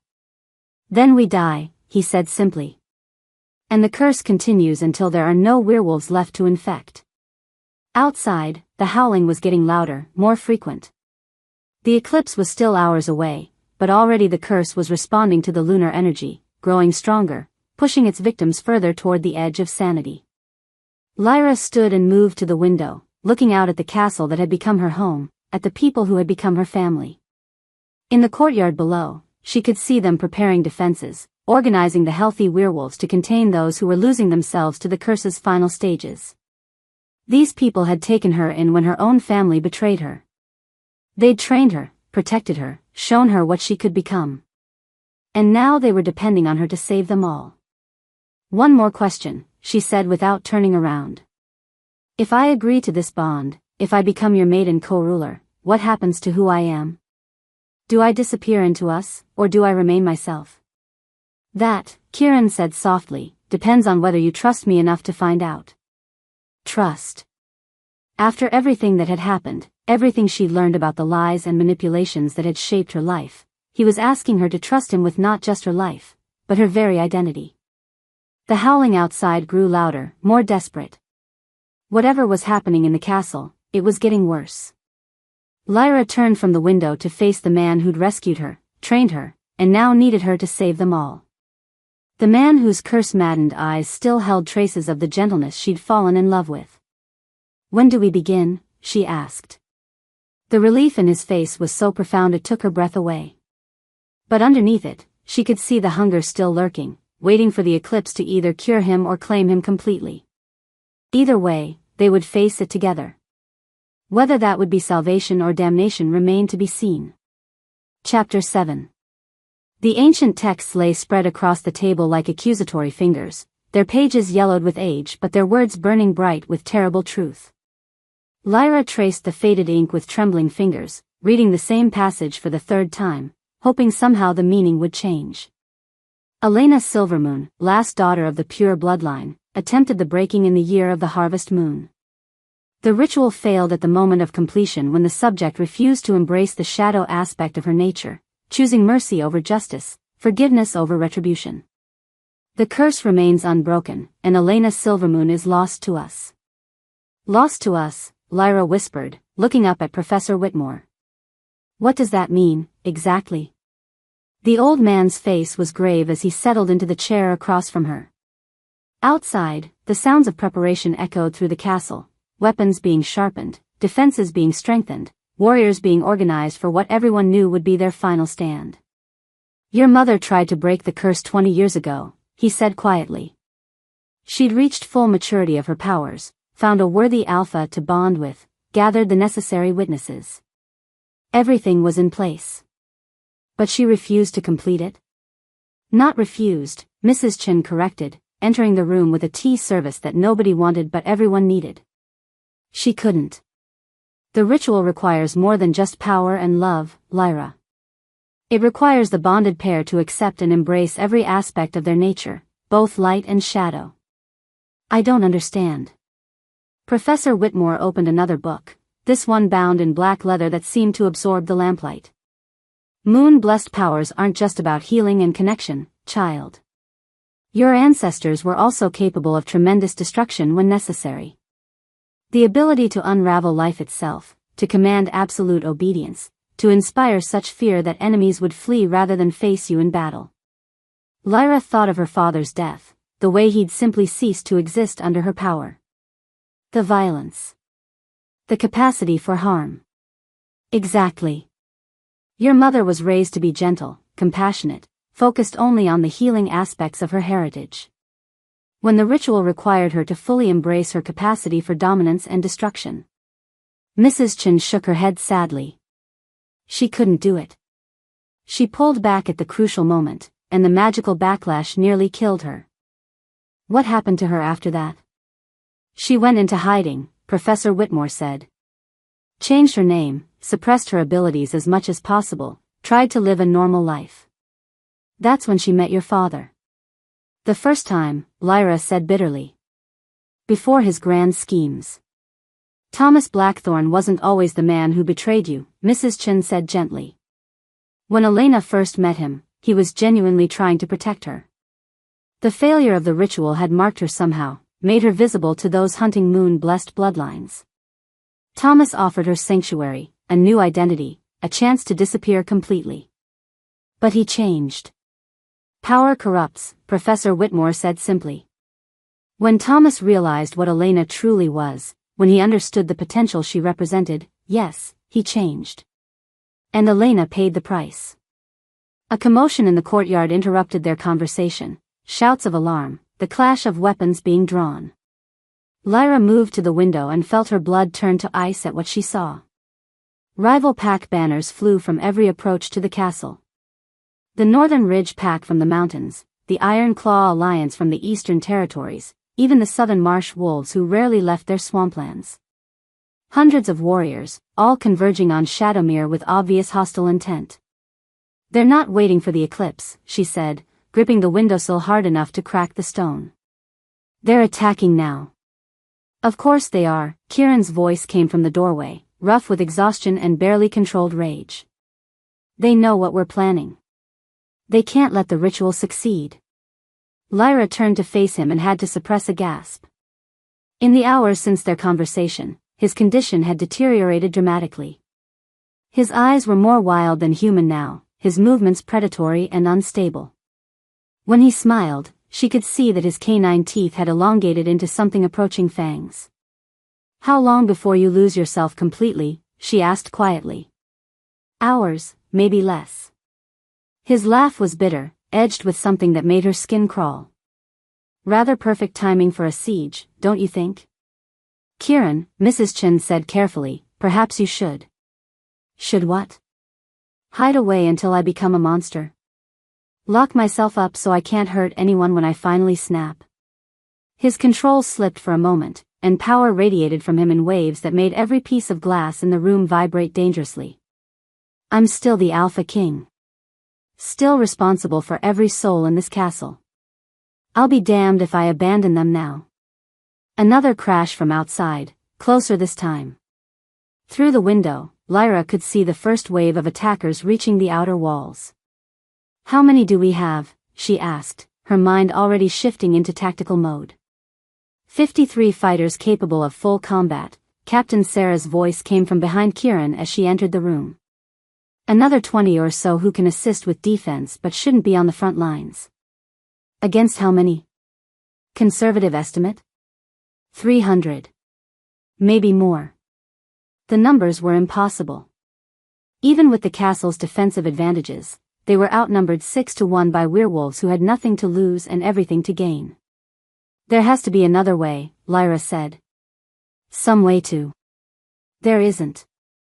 Kieran moved to the weapons rack mounted on the wall, selecting a sword that looked like it had seen decades of battle. This was always going to end in blood, Little Moon. The only question is whose. But the ritual can't be performed if we're all dead. His smile was sharp, dangerous. Which means we fight. We hold them until the eclipse reaches its peak, and then. He looked at her with eyes that were barely human anymore. Then you decide whether you can do what your mother couldn't. The weight of command settled on Lyra's shoulders like a physical burden. Everyone in the room was looking at her, waiting for her to make the impossible choice between leading a hopeless battle and abandoning everyone she'd come to love. She thought of her mother, pulling back from the ritual at the crucial moment because she couldn't embrace the darker aspects of her nature. Elena had been raised to be gentle, to heal rather than harm. But Lyra had been forged in a different crucible, betrayed by family, sold like livestock, taught that gentleness was weakness and compassion was a luxury she couldn't afford. Maybe that was what the curse required. Not someone pure and good, but someone who understood that sometimes salvation required damnation. Sarah, she said, her voice carrying an authority that surprised everyone, including herself. What are our defensive capabilities? The walls can hold for a while, but once they bring siege equipment. The scarred woman shrugged.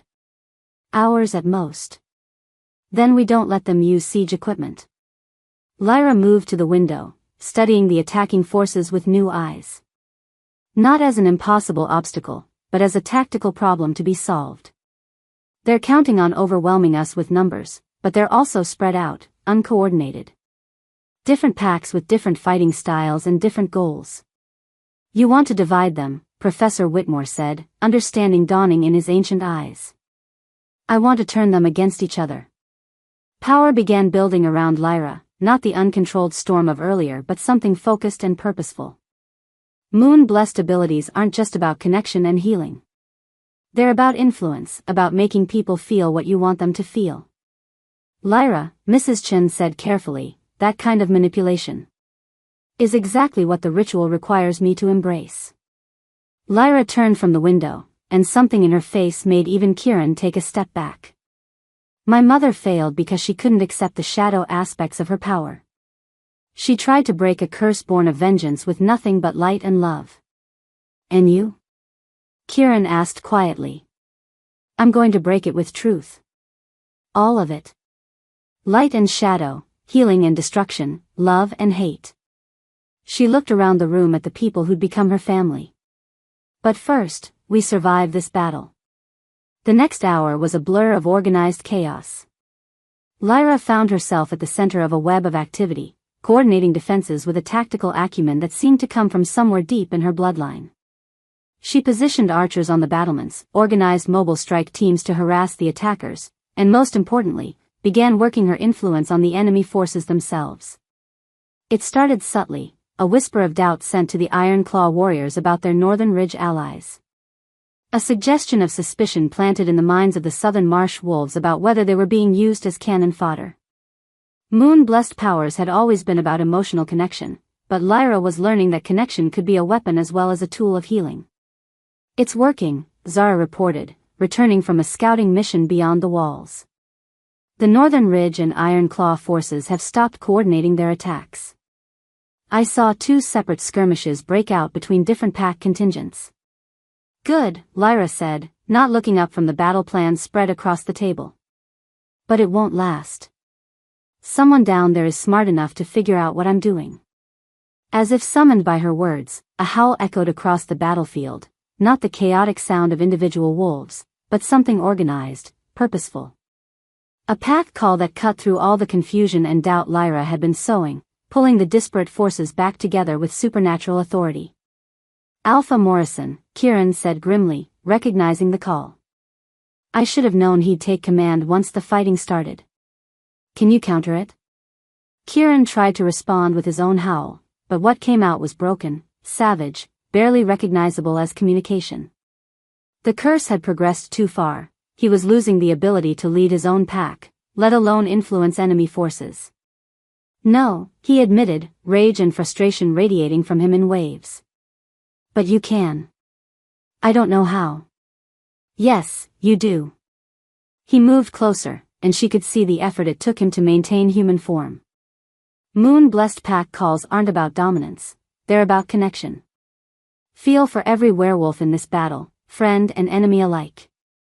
Find the bonds that link them to their packs, their families, their hopes and fears. Lyra closed her eyes and reached out with her power, extending her awareness beyond the castle walls. Immediately, she was overwhelmed by the emotional storm of hundreds of werewolves engaged in life-or-death combat. Fear, rage, determination, desperation, it all crashed over her in waves that threatened to drown her consciousness. But underneath the chaos, she could feel them. The golden threads that connected each wolf to their pack, their alpha, their purpose. And she could feel something else, the dark poison of the curse, flowing through those connections like acid, weakening bonds that should have been unbreakable. I can see it, she whispered. The curse.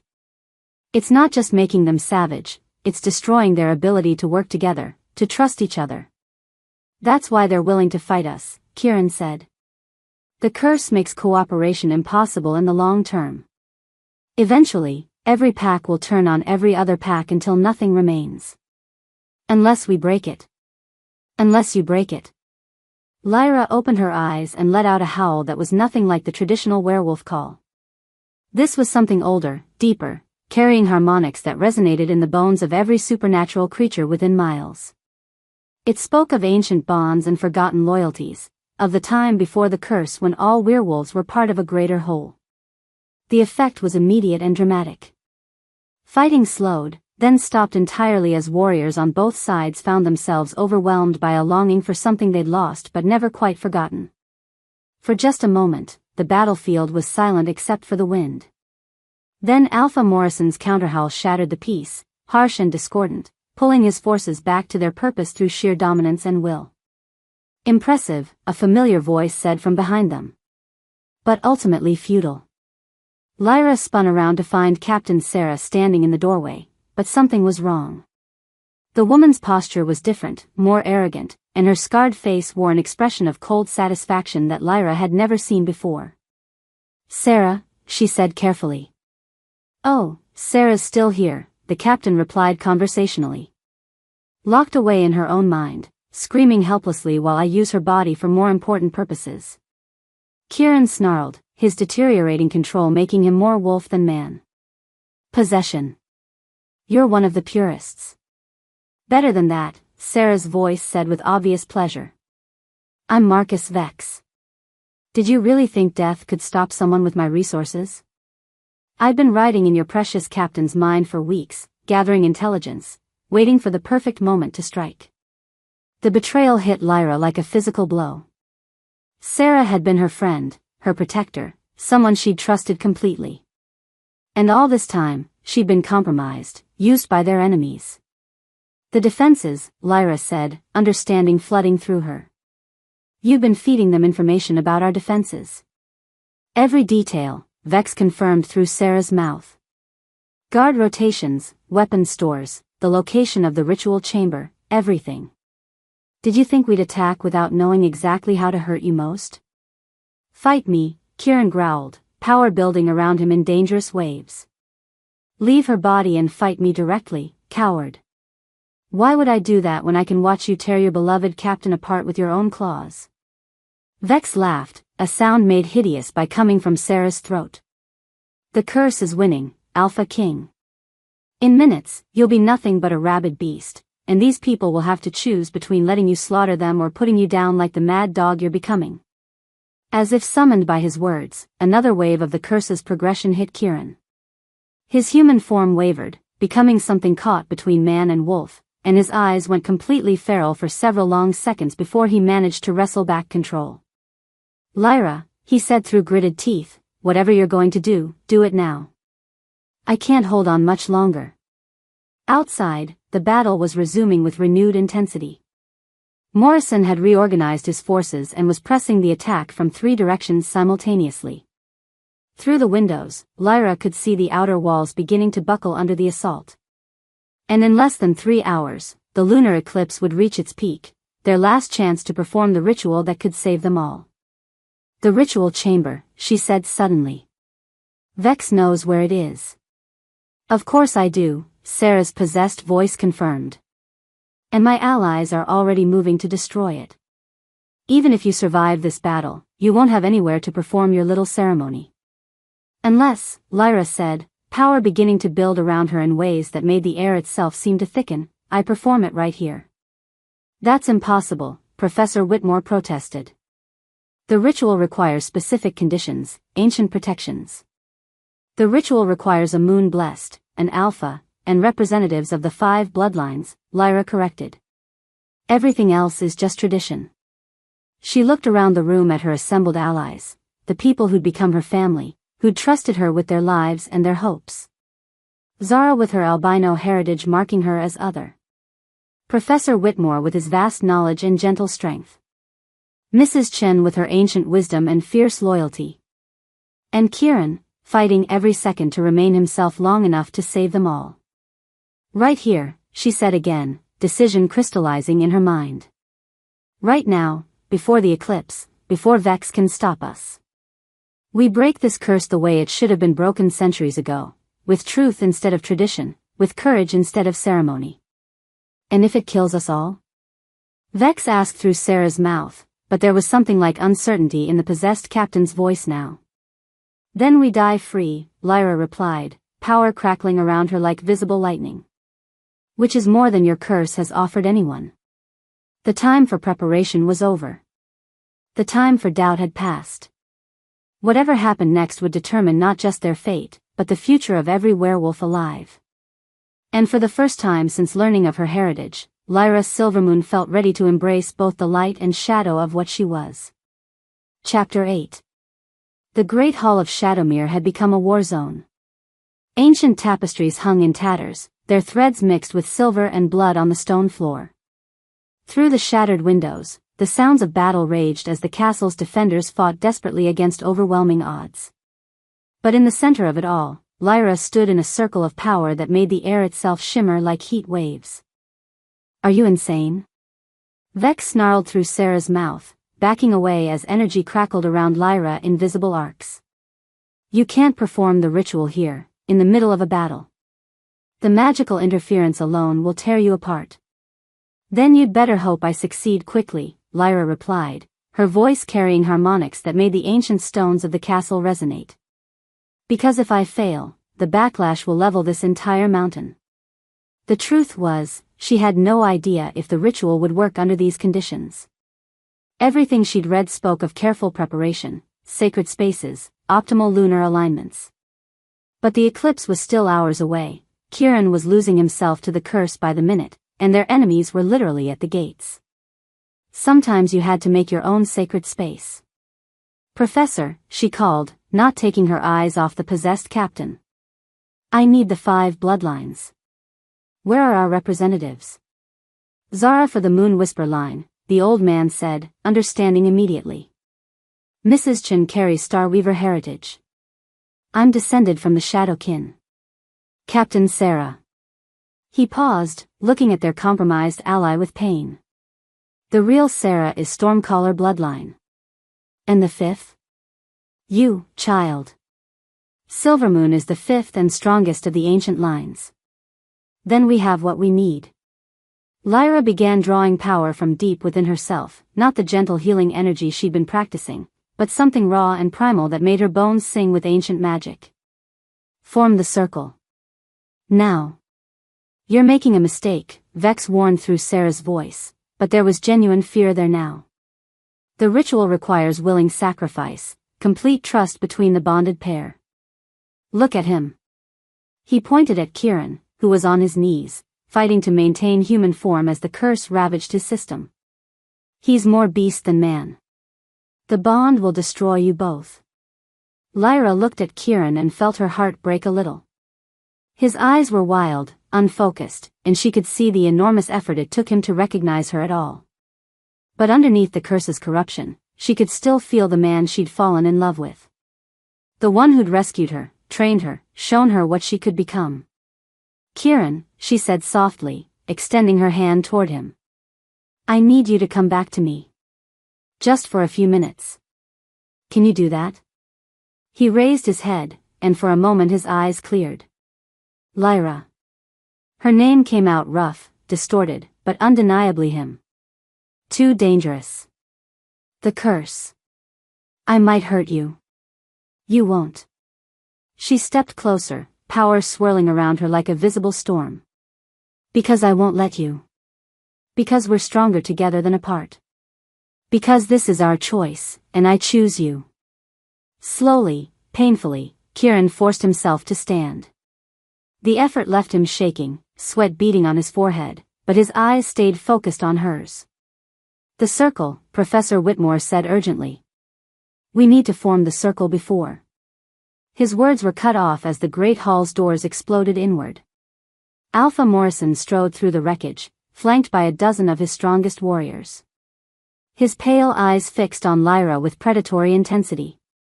"Enough games," he snarled. "The girl comes with us. The curse continues." End of discussion. "I don't think so," Lyra replied, and power erupted from her in a shockwave that sent Morrison's warriors staggering. But even as she faced this new threat, she could feel other enemies moving through the castle. The ritual chamber had indeed been compromised. She could sense explosions from that direction, the careful preparations of centuries being destroyed by hostile forces. This was it. Right here, right now, in the middle of a battle with half their allies compromised and enemies surrounding them on all sides. "Form the circle," she commanded, and this time her voice carried the absolute authority of someone who'd finally embraced exactly what she was. Mrs. Chen moved first, taking her position to Lyra's left despite the chaos around them. Professor Whitmore followed, his ancient face set with determination. Zara came next, her pale features stark with concentration. That left Sarah, still possessed by Vex, still controlled by their enemy. "I won't help you," the possessed captain said. "The Stormcaller line will not participate in this abomination." "You're right," Lyra said quietly. "Vex won't help us. But Sarah will." Before anyone could ask what she meant, Lyra reached out with her power, not to attack, but to connect. Moon-blessed abilities were about emotional bonds, about finding the threads that linked one consciousness to another. And Marcus Vex, for all his supernatural resources, was still a foreign presence in Sarah's mind. She found the captain's consciousness locked away in a cage of will and malice, trapped but not destroyed. And she reached for it with everything she had. "Sarah," she called, her voice echoing on multiple levels of reality. "I know you're in there. Your pack needs you. Your family needs you. I need you." For a moment, nothing happened. Then Sarah's face contorted with effort, and when she spoke, it was in her own voice. "Lyra?" Confusion, hope, and desperate determination warred in the captain's eyes. "I can feel him fighting me, trying to regain control. I don't know how long I can." "Long enough," Lyra said firmly. "That's all we need. Long enough." Sarah nodded and took her place in the circle, her scarred face set with the same determination that had made her a legendary warrior. The moment the 5 bloodlines were connected, the air in the great hall changed. Power flowed between them like electricity, creating a bond that was visible to supernatural senses as streams of silver light. At the center of it all, Lyra felt the weight of centuries settling on her shoulders, not just her own heritage, but the accumulated hopes and dreams of every werewolf who'd ever lived. "Now," she said, extending her hand toward Kieran. "Before they can stop us." Morrison roared and charged, his warriors following, but the circle of power around them was like a wall of force. The attacking werewolves hit it and were thrown back, their weapons useless against pure magical energy. "Impossible," Morrison snarled, circling the barrier like a caged animal. "No single werewolf has that much power." "She's not a single werewolf," Mrs. Chen said, her voice carrying the weight of ancient knowledge. She's the inheritor of 5 bloodlines, the bridge between past and present, the one who will heal what was broken. Kieran stepped into the circle, and the moment his hand touched Lyra's, the world exploded into sensation. She could feel everything he felt, the curse eating away at his humanity, the desperate love that had driven him to search for her for so many years, the fear that he was too damaged to be worthy of what she was offering. And he could feel her, the girl who'd been broken by her father's betrayal, rebuilt by her mother's sacrifice, and forged into something new by the trials she'd endured. The woman who'd chosen to embrace both light and shadow, healing and destruction, love and vengeance. "I bond with you," Lyra said, the ancient words flowing from her lips as if she'd known them her entire life. Not as ruler to subject, not as superior to inferior, but as equal to equal. "I offer you my power, my heart, my very soul." "I bond with you," Kieran replied, and though his voice was rough with the effort of maintaining human speech, the words were clear and strong. "I offer you my strength, my protection, my unwavering loyalty. In this life and whatever comes after." The power building between them was beyond anything Lyra had imagined. It felt like holding lightning, like containing the force of a storm within her human frame. But it wasn't destroying her, it was transforming her. She could feel the curse, not just in Kieran but flowing through every supernatural creature in the vicinity. It was like a poison in the bloodstream of reality itself, corrupting the bonds between pack members, turning natural hierarchy into oppression, making cooperation impossible. But she could also feel its source, the ancient pain and rage of her moon-blessed ancestors, the injustice that had driven them to curse an entire species rather than fade quietly into extinction. "I understand now," she whispered, tears streaming down her face. They weren't evil. They were just broken. Pushed beyond endurance until they chose vengeance over forgiveness. "Can you heal it?"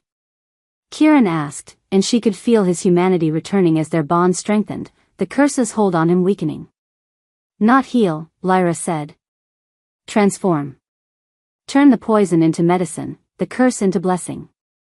She reached out with her combined power, touching every thread of connection between every werewolf within miles. The curse fought her, 3 centuries of accumulated malice and pain resisting her efforts to change its fundamental nature. But Lyra had something the original curse casters hadn't possessed. She had willing allies, people who'd chosen to trust her despite their own suffering. The 5 bloodlines poured their strength into her, and Kieran's love anchored her to what was good and pure in werewolf nature. Morrison's warriors were pressing against the barrier, trying to break through, but their attacks only fed more power into the ritual. Every act of aggression, every moment of hatred, was transformed by Lyra's will into something that strengthened rather than weakened the bonds between supernatural creatures. "It's working," Professor Whitmore breathed, wonder in his ancient voice. "I can feel it. The curse is changing." Lyra could feel it too. The poison that had been slowly killing werewolf society was becoming something else, a blessing that would make them stronger, more connected, more capable of working together. Not through dominance and submission, but through genuine cooperation and mutual respect. But the transformation was taking everything she had. Power flowed out of her in torrents, and she could feel herself changing, becoming something that was no longer entirely werewolf. The energy was rewriting her very nature, making her into a bridge between the supernatural and human worlds. "Lyra," Kieran said urgently, "you're burning yourself out. If you give too much." "It's not too much," she said, even as she felt herself becoming something beyond what she'd been. "It's exactly enough." The final surge of power erupted from the circle like a star being born. It washed over the castle, through the attacking forces, across the continent, touching every werewolf alive. Morrison and his warriors collapsed as the curse that had been driving their aggression simply stopped existing. In its place was something new, a blessing that would make werewolves stronger, more empathetic, more capable of building the kind of society they'd always claimed to want. But the cost was higher than Lyra had expected. When the light faded, she found herself transformed. Still recognizably herself, but changed in fundamental ways. Her body had settled into the shape it was always meant to have, strong, healthy, beautiful in a way that had nothing to do with conventional standards. Her eyes now held flecks of silver that shifted like moonlight on water. And the power radiating from her was unmistakably other, something that marked her as belonging to both the supernatural and human worlds without being entirely part of either. "What have you become?" Morrison asked, his voice filled with awe rather than hostility. "What I was always meant to be," Lyra replied. "A bridge. A healer. A leader who rules by choice rather than force." Around the Great Hall, werewolves who had been enemies moments before were helping each other to their feet. The blessing she'd created didn't eliminate their capacity for conflict, but it made cooperation the default rather than competition. "The Alpha Queen," Mrs. Chen said softly. "The moon blessed who would heal the wounds between our people and theirs." "Not just werewolves," Lyra corrected, feeling the full scope of what she'd become. "All supernatural creatures. And humans too, when they're ready." Kieran stood beside her, fully himself again, the curse's corruption completely cleansed from his system. But he too had been changed by the ritual, made stronger, more stable, perfectly suited to rule alongside someone whose nature transcended the traditional boundaries of their species. "So what happens now?" Sarah asked. The possessed captain had been fully restored when the curse broke, Marcus Vex's spiritual presence banished along with the malice that had sustained it. Lyra looked around the Great Hall, at the werewolves who had been willing to die for the hope of something better. Then she looked beyond, through the shattered windows to where hundreds of former enemies were beginning to understand that the world had fundamentally changed. "Now," she said, power settling around her like a crown made of starlight, "we build something new. A society where strength is measured by character rather than dominance. Where being different is a gift rather than a curse. Where no one has to choose between who they are and who they're expected to be." "And if some refuse to accept the new order?" Morrison asked, though his tone suggested he was genuinely curious rather than threatening. "Then they'll find that the old ways of thinking simply don't work anymore," Lyra replied with a smile that was equal parts gentle and dangerous. "The blessing I've created makes genuine cooperation more rewarding than conflict. Those who try to cling to oppression and dominance will find themselves increasingly isolated." "A benevolent dictatorship," Professor Whitmore mused. "Ruled by someone who literally cannot abuse power because her nature prevents it." "Not a dictatorship," Lyra corrected. "A partnership. Kieran and I will rule together, but we'll rule with the consent of those we lead. And when they no longer need us to guide them." She shrugged. "Then we'll find something else to do." As dawn broke over the mountains, painting the sky in shades of gold and rose, Lyra stood at the window of the Great Hall and looked out over her new domain. The castle grounds were filled with werewolves from dozens of different packs, all working together to repair the damage from the battle. Children who had been taught to fear and hate were playing together. Warriors who had been enemies were sharing food and stories. It wasn't perfect, nothing ever was. There would still be conflicts, still be those who struggled with the new reality. But for the first time in centuries, werewolves had a real chance to build something better. "Regrets?" Kieran asked, coming to stand beside her. Lyra considered the question seriously. She thought of the frightened, overweight girl who'd stood on an auction block just weeks ago, convinced she was worthless. That girl was gone, transformed into someone who could reshape reality itself. "None," she said finally. "This is who I was always meant to be. It just took me a while to figure it out." "And what about us?" He gestured between them, the bond that now connected them on every level. "Any regrets about tying yourself to a formerly cursed Alpha King for eternity?" Lyra laughed, the sound carrying harmonics that made flowers bloom in the courtyard below. "Ask me again in a few centuries." As the sun climbed higher, its light caught the silver threads that now visibly connected every werewolf in the vicinity, bonds of trust and cooperation that would spread across the continent as more packs encountered the transformed reality Lyra had created. She'd saved her species by becoming something beyond it. She'd broken a curse by embracing both its light and shadow. And she'd found love by learning to love herself first. Not bad for a girl who'd started this journey convinced she was nothing more than a disappointment to everyone around her. The future stretched out before them, full of challenges and possibilities in equal measure. There would be humans to negotiate with, other supernatural species to integrate, and the constant work of building a society based on cooperation rather than dominance. But for the first time in her life, Lyra Silvermoon, Alpha Queen of the Moon Blessed, bridge between worlds, healer of ancient wounds, was exactly where she belonged. And she was no longer afraid of what she might become. Thank you for listening to this story. Like, share and subscribe for more.